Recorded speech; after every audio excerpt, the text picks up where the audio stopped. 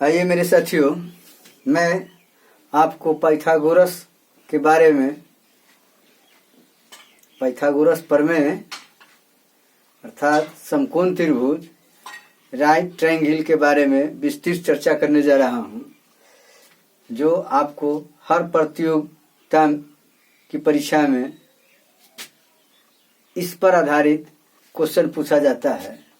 तो किसी तरह का क्वेश्चन घुमा करके दे दे तो आप कैसे उसे निपटारा पाएंगे, कैसे क्वेश्चन को एग्जाम में क्रैक करेंगे, उसके बारे में थोड़ा हम डिटेल चर्चा करने जा रहे हैं। इसका हम प्रॉपर्टी बता दे रहे हैं ताकि आपको किसी भी तरह का घुमा करके क्वेश्चन दे, आप क्वेश्चन को नहीं छोड़ पाइएगा। ठीक है ना? हैं? और घबराइए मत, धैर्य बना करके रखिए जी। ये आपको बार बार कहते हैं कि अपने आप को धैर्य बनाए रखें।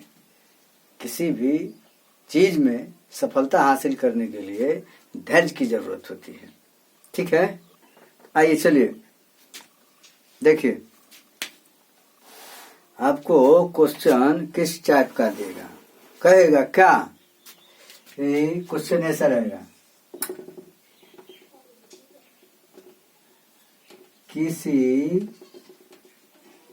किसी समकोण, क्या समकोण त्रिभुज में लंब 12 सेंटीमीटर तथा कर्ण 13 सेंटीमीटर है, तो त्रिभुज का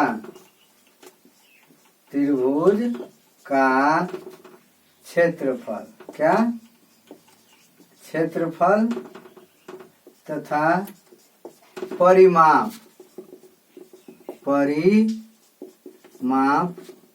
ज्ञात कीजिए, है ना?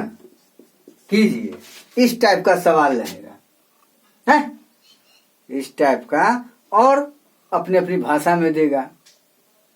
तो आप कैसे निकालेंगे, हैं? कैसे निकालिएगा? पाइथागोरस प्रमेय क्या पढ़े है? किसी त्रिभुज में एक भुजा पर का वर्ग अन्य दो भुजाओं के वर्गों के योग के बराबर हो। किसी समकोण त्रिभुज में एक भुजा पर का वर्ग अन्य दो भुजाओं के वर्गों के योग के बराबर हो, तो वह त्रिभुज समकोण त्रिभुज होगा। वह त्रिभुज समकोण त्रिभुज होगा, है? अर्थात किसी समकोण त्रिभुज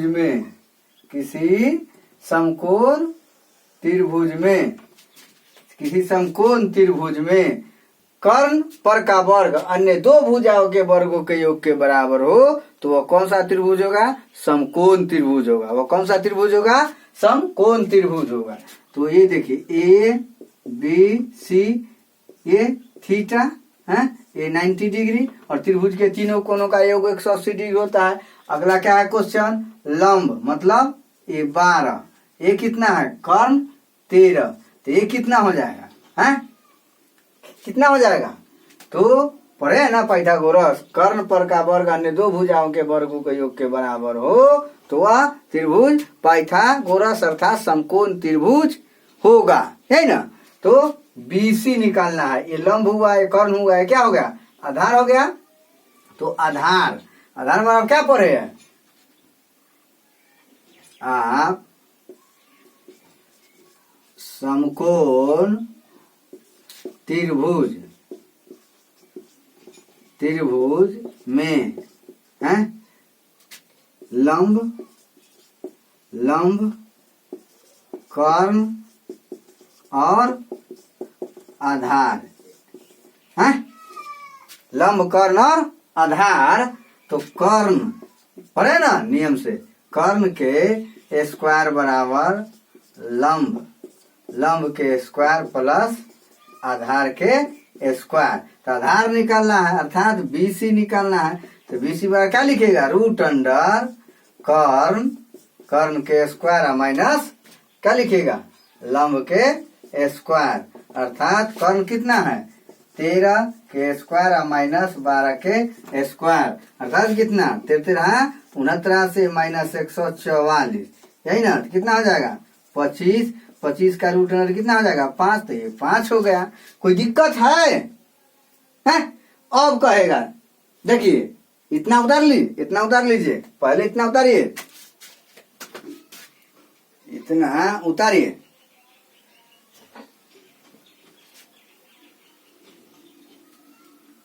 मिटा दे।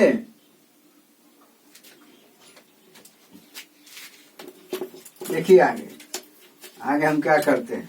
अब इतना जब जान गए, ये इसको आप समझ गए, ये 5 निकल गया। तो कोई भी त्रिभुज का क्षेत्रफल बराबर 1/2 गुने आधार गुने ऊंचाई होता है। त्रिभुज क्या, त्रिभुज का क्षेत्रफल बराबर 1/2 गुने आधार गुने शीर्ष लंब होता है। शीर्ष लंब इसी को कहा जाता है ऊंचाई ना, ऊंचाई शीर्ष लंब, यही समझ गए ना। तो ये समकोण त्रिभुज है। तो समकोण तो त्रिभुज है ना जी। तो त्रिभुज में ये जो है, ये इसको जो देख रहे हैं, ये शीर्ष लंब के जगह पर, शीर्ष लंब के जगह पर लंब हो जाएगा। यही लंब जो हो जाएगा, लंब जो है यह ऊंचाई का काम करेगा। किस चीज का काम करेगा, ऊंचाई का काम करेगा। तो त्रिभुज का क्षेत्रफल क्या लिखेगा, समकोण त्रिभुज का क्षेत्रफल बराबर 1/2 गुने आधार गुने लंब। यहाँ लिख दीजिएगा, कोई दिक्कत? तो लंब कितना है 1/2, आधार कितना है 5 और लंब कितना है 12। तो 2 से 2 6 मरते तो कितना होगा 30 सेमी स्क्वायर, 30 सेमी स्क्वायर या वर्ग सेमी। ये जो निकाले ये क्षेत्रफल निकल गया। अब पूछ देगा परिमाप, क्या आपको पूछ देगा परिमाप। तो परिमाप का मतलब घेरा होता है, परिमिति होता है ना। तो क्या इसमें देखिए तो 1 2 3। तो परिमाप बराबर क्या लिखिएगा, समकोण है, समकोण त्रिभुज की परिमाप या घेरा या परिमिति एक ही चीज है। तो क्या लिखिएगा AB plus BC plus AC ना जी। तो कितना हो जाएगा, AB कितना है जी, AB है 12 और प्लस BC कितना है 5 और प्लस 13। निकाल लीजिए, सबको जोड़िए ना। ये 3 5 8 2 10 है, 1 2 1 3 ना। तो कितना आ गया इसका परिमाप 30 सेंटीमीटर, 30 सेंटीमीटर यही है। तो इस तरह से आप निकालेगा, किसी भी तरह का क्वेश्चन दे देगा घुमा करके आप इसको बना सकते हैं, ठीक है। तो इस तरह से बनाइएगा, परिमिति कह देगा, घेरा कहेगा, परिमाप कह देगा ना, लंब आधार दे देगा, कर्ण निकाल लीजिएगा। कह देगा किसी समकोण त्रिभुज में लंब 12 सेंटीमीटर है, आधार 5 सेंटीमीटर है, तो क्षेत्रफल निकाले तो निकाल लीजिएगा। और इसको कह देगा परिमिति निकालिएगा, तो पूरे ज्ञान के मोट त्रिभुज ला जाएगा क्या। तो परिमिति निकालने के लिए क्या कीजिएगा, कर्ण भी निकालना पड़ेगा, तो ना तीनों भुजा मालूम हो जाएगा, तो ना निकाल लीजिएगा। इस तरह से घुमा घुमा करके क्वेश्चन देगा, आप सॉल्व कर लीजिएगा। क्या समझे, जोर लगाइए। चलिए देखिए आगे।